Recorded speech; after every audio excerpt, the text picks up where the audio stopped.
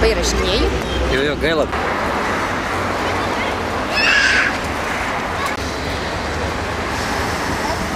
Mano neryp, mano neryp. Ne, nu aš pats. Nu pats. Aha. Man dar gerai.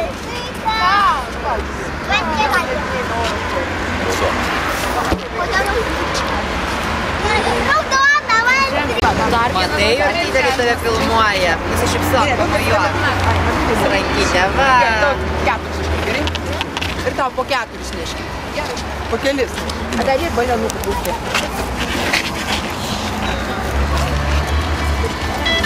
O kur mano balionas? Kažkas neranda, kur mes esame. Tiesi. Ką? Stoj. Tada man šitą duok. Ai. Tu dar nori? Kokią spalvą? Čia, kažką padarysiu,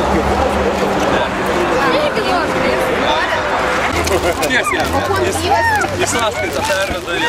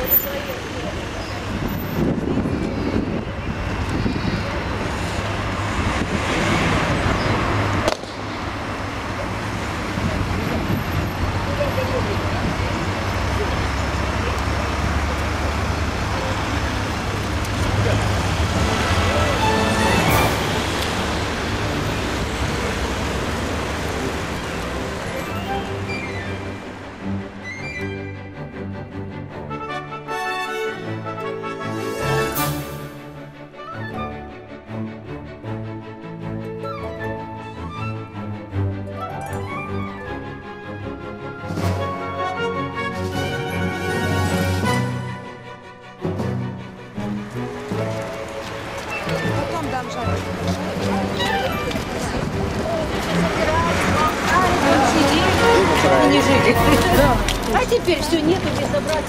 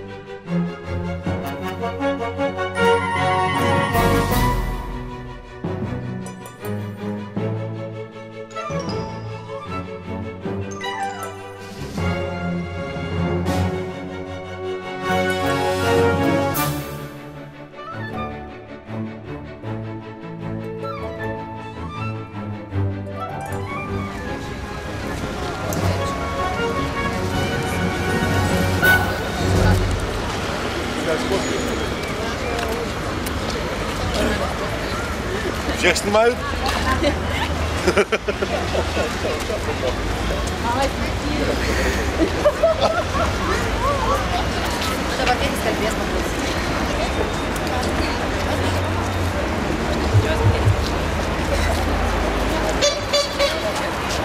Prašom, suformuokit aikštę arčiau biškai. Arčiau sako.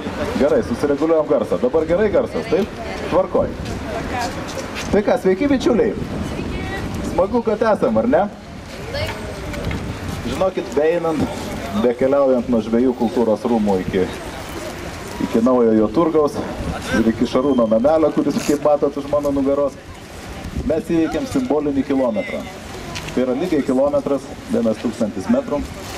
Ir aš labai tikiuosi, kad iš to brandolio, kuris šiandien pradeda formuotis, ir mūsų susiformuos 1000, simbolinis 1000 žmonių. Tas 1000, kuris mus lydi nuo tos akimirkos, kada pradėjom rinkti parašus, kad aš galėčiau kandidatuoti ne kaip partijai priklausantis žmogus, o kaip nepriklausomas kandidatas. Naudodamasis progą, aš dėkoju jums visiems, kurie padėjo tos parašus rinkti jūsų tarpe. Čia matau ne vieną ar ne du žmonės, kurie tą dariau ir aš pats. Taigi ačiū jums.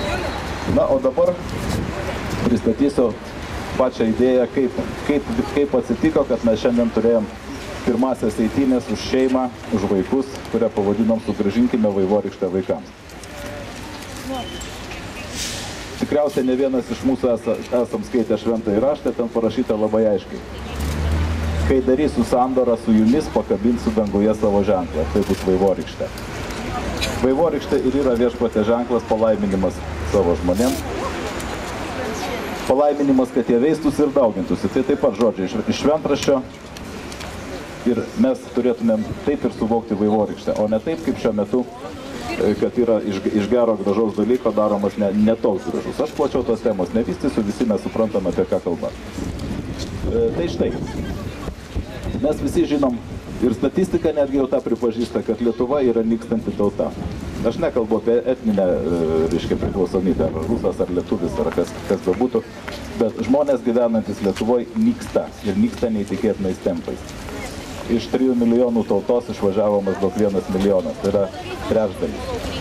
Tai žinokit, Stalinas į Sibirą tiek neišvežė ir mano supratimu tai yra genocidas. Ir tai, ką mes darome šiandien susirinkę čia su savo vaikais, su tais vaikučiais, kurie dar neišvažiavo, tai yra labai aiškus poelgis, labai aiškus aktas ir ne tik tai žodis, bet ir veiksmų parodimas, kad mes mylim Lietuvą, kad mes mylim savo tėvynę ir padarysime viską, ką tik tai galim. O jeigu reikės padaryti daugiau negu galim, tai padarysim ir daugiau, kad Lietuva neišsivaikščiotų, kad neišliktų, kad jinai būtų čia, kurioje yra per daugelį šimtų tūkstančių metų.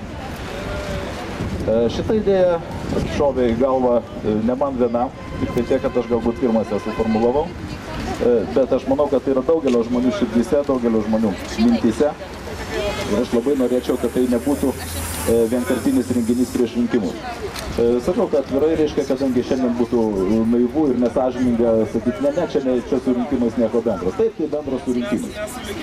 Tačiau labai noriu ir kviečiu, kad šitas renginys kartotųsi kiekvienais metais paskutinį rugsėjo šeštadienį. Ir tikiuosi, kad oras kiekvieną kartą bus toks, nepaisant prognozų, kurios Klaipėdai žadėjo liūtį. Pykšt, labai gerai. Taip pat noriu pasakyti, kad idėja yra senesnė negu kad rinkimai. Kaip matot, mūsų vaikai yra vyresni, daugelis iš jų yra vyresni. Ir šią progą, visiškai atvirai šnekėdamas savo stilium, norėčiau pristatyti jums savo šeimą.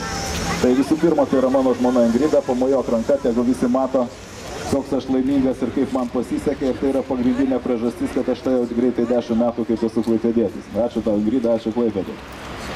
Šalia stovi mano sūnus Lukas, šalimais Urtė, Parčiukė su visais balionais. Ir jauniausias indėlis į Klaipėdos ir į Lietuvos. Ieškau žodžio. Skaitlingumą, tai yra mano mažiukė Ugnė, kuri guli vežimėlėje, 5 mėnesiai sukako prieš 2 dienas. Aš tikiuosi, kad ir jaunesni už mane vyrai, ir moteris, ir jų moteris taip pat padarys viską, ką reikia, kad mes kaip tauta nesibaigtume. Na, o dabar norėčiau pasiūlyti mikrofoną kiekvienam norinčiam pasisakyti, tai yra atvira tribūna. Kiekvienas, kas turi ką pasakyti, kam kas skauda arba kas trykšta džiaugsmu, prašom ateiti, pasidalinti, laikas nuo laiko, reiškia, širdį įsiterpsi, kad turėtume kažkokią daugiau mažiau organizuotą